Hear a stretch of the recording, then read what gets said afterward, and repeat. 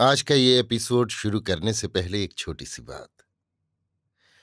क्या आप भी अपना पॉडकास्ट बनाने की सोच रहे हैं? तो एंकर ट्राई कीजिए। ये पॉडकास्ट बनाने का सबसे आसान तरीका है। नंबर 1, ये फ्री है। नंबर 2, इसमें कई सारे ऐसे टूल्स हैं जो आपको अपने फोन और कंप्यूटर पर रिकॉर्ड और एडिट करने की फैसिलिटी देते हैं।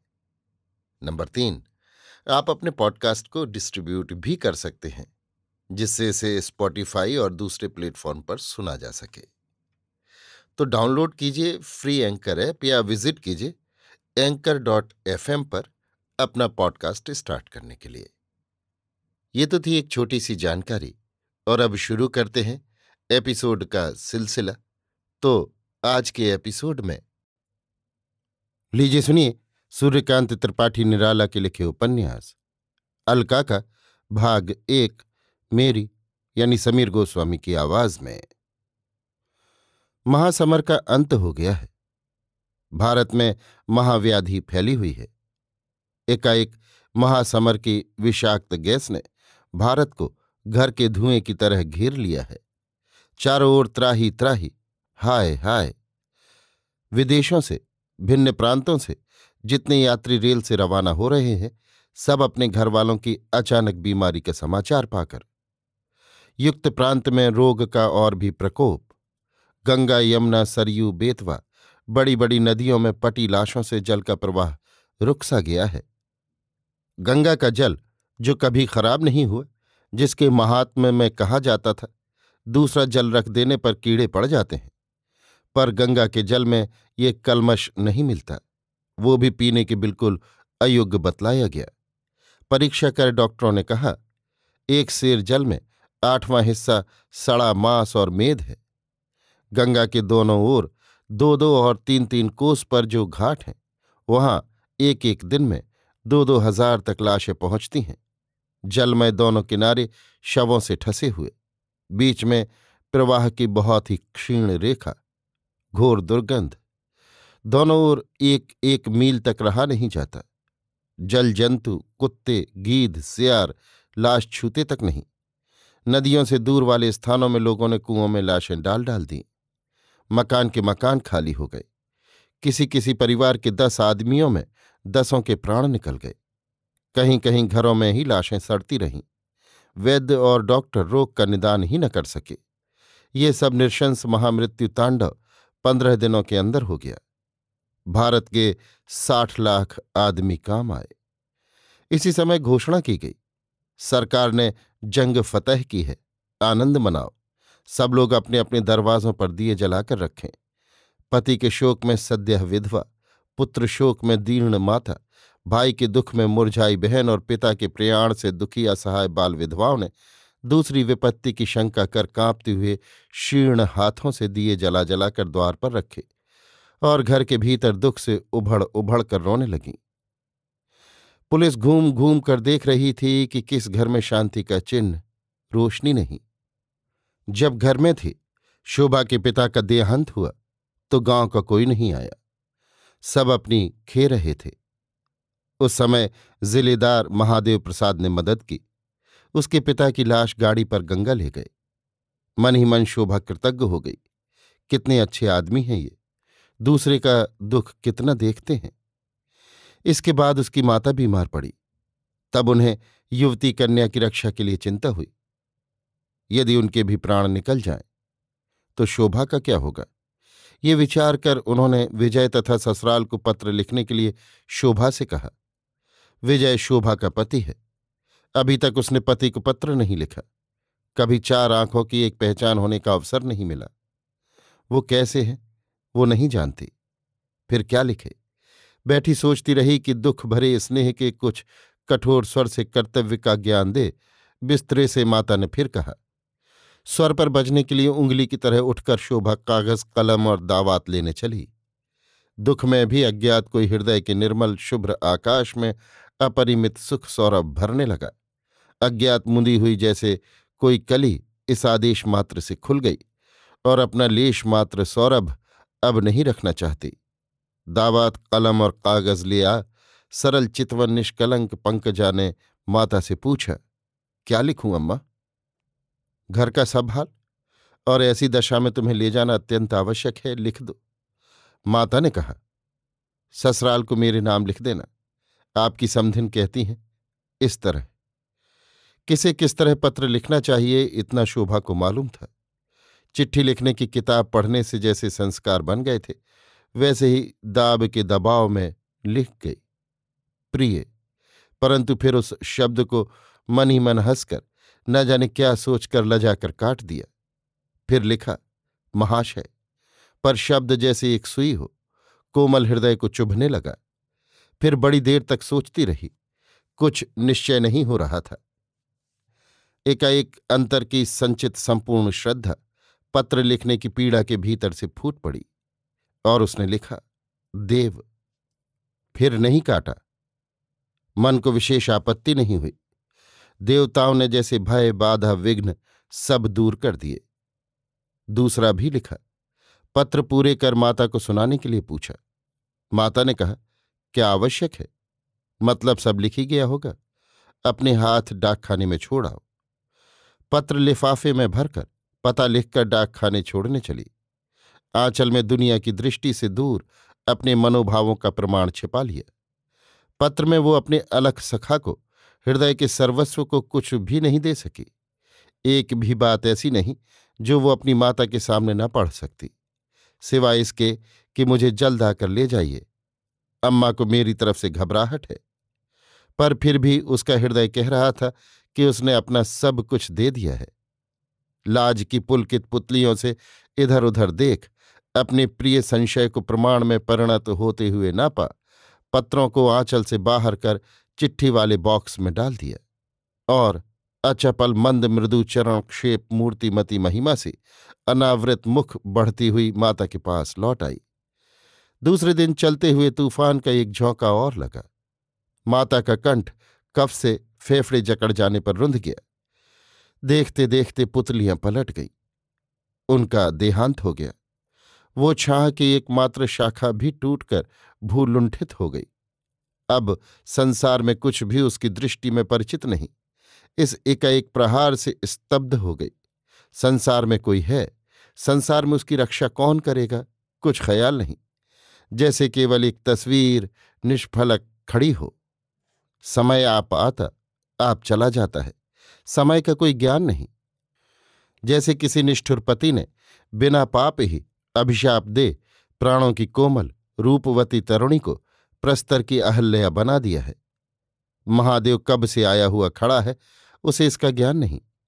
उसे उस हालत में खड़ी हुई देख महादेव के हृदय में एक बार सहानुभूति पैदा हो गई।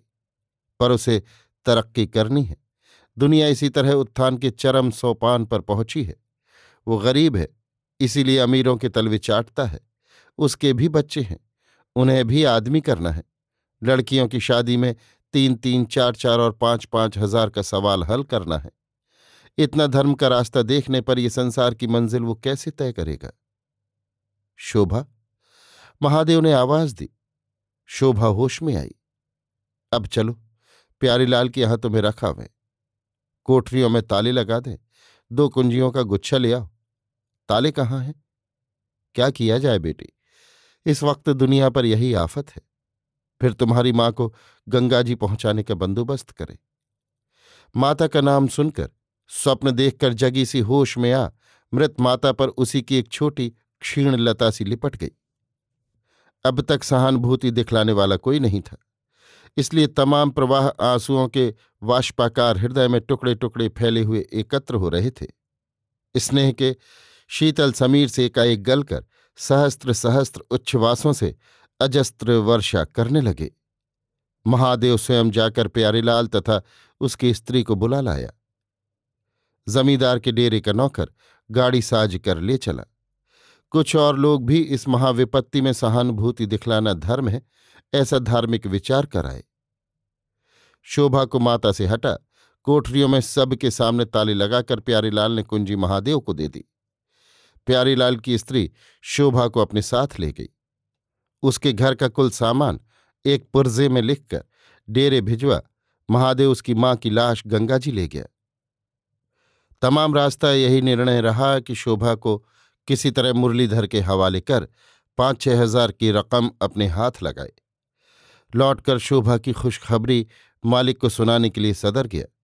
शोभा से कह गया उसकी ससुराल खबर देने जा रहा है, वहां की खबर जानकर उसे लौटकर ससुराल ले जाएगा।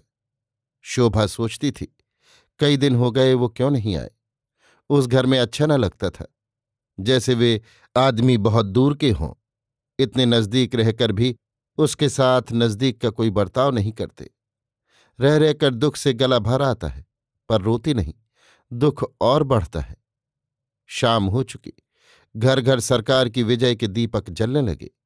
डेरे पर और प्यारेलाल के मकान में सब जगह से ज्यादा प्रकाश है। प्यारीलाल की स्त्री, लड़के लड़कियां द्वार पर बैठी प्रसन्न आंखों से दीपों का प्रकाश देख रही हैं। इसी समय शोभा की एक हम उम्र गांव की एक लड़की कहारों की भीतर गई। शोभा चिंता में डूबी हुई थी। लड़की ने धीरे से छू दिया। इसका नाम राधा है। इसकी मां शोभा के यहां टहल करती थी, इसी इन्फ्लुएंजा में गुजर गई है।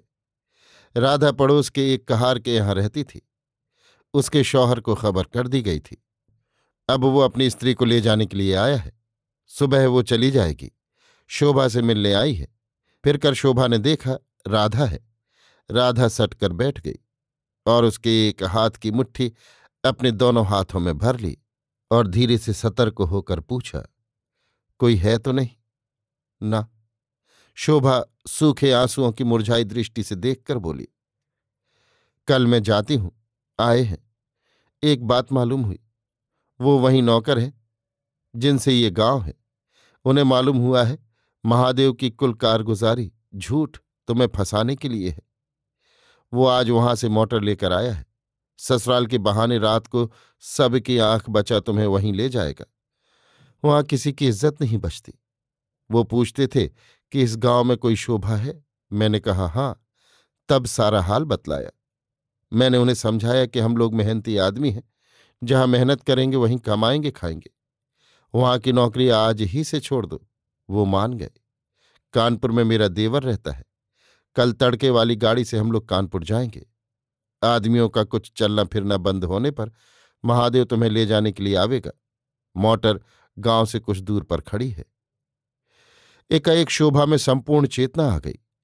मनहारिन की बात, उसका आशय क्या हो सकता है? राधा की बात से पूरा पूरा प्रमाण मिल गया। घबरा कर बोली, तो मुझे यहीं छोड़ जाएगी? नहीं, तुम्हें निकलने का रास्ता बतलाऊंगी। मैं साथ नहीं जा सकती। चाची ने मुझे देख लिया है, शक करेंगी। अगर तुम मेरे साथ न लौटे फिर लोग मुझे कहेंगे कुछ कर दिया। वो यहीं है, पकड़ जाएंगे। इससे किशोरी को साथ लेकर देवी के दर्शन करने जाओ। लौटकर उसे रास्ते पर खड़ी कर वासुदेव बाबा के दर्शन का बहाना कर बगीचे जाना। फिर जल्द जल्द बगीचे बगीचे दूर निकल जाना। 1 मील ठीक उत्तर जाने पर एक कच्ची सड़क मिलेगी। उसी सड़क 5 मील चलने के बाद दाहिने हाथ स्टेशन है, जो हमारे स्टेशन के बाद पड़ता है। कल 5 बजे सवेरे वाली गाड़ी से हम लोग भी जाएंगे। दूसरे स्टेशन पर मिलना। उनसे कहकर मैं एक टिकट कटवा दूंगी। फिर तुम्हें कानपुर से तुम्हारी ससुराल भिजवा दूंगी। अच्छा, मैं जाती हूं, किशोरी को भेज दो। मुस्कुराती हुई राधा बाहर निकली। क्या है राधा? प्यारेलाल की स्त्री ने पूछा। कल जा रही हूं चाची, शोभा दीदी से मिलने आई थी। पाहुने लेवाने आए हैं? मधुर लजीली निगाह नीची कर राधा ने कहा, चाची, शोभा दीदी किशोरी को बुला रही हैं। हुक्म के मारे नाक में दम हो गया। देखो तो किशोरी क्या काम है। राधा धीरे धीरे चाची को अपने रास्ते की पहचान कराती हुई सामने वाली राह से हलवाइयों की दुकान के उजाले से होकर ठंडे भाड़ के किनारे भुजैन भौजी की बगल में बैठकर अपने जाने की बातचीत करने लगी, जैसे विदा होने से पहले मिलने गई हो। घंटे भर बाद शोरगुल उठने पर भुजैन हलवाइन तथा पड़ोस की दूसरे स्त्रियों और लोगों के साथ मौके पर पहुंचकर शोभा के गायब होने पर सबके बराबर ताज्जुब दिखला अपने निर्लिप्त रहने का मौन प्रमाण देती उखड़ती हुई जनता के साथ सबके स्वर में स्वर मिलाकर कहती हुई कि पहले से कोई साधक सिद्ध वाला मामला रहा होगा। घर गई और पति की चुभती चितवन से मन के समाचार दे रस भरकर अपनी दोनों तरह की विजय समझा दी। अभी आप सुन रहे थे सूर्यकांत त्रिपाठी निराला के लिखे उपन्यास अलका का भाग 1, मेरी यानी समीर गोस्वामी की आवाज में।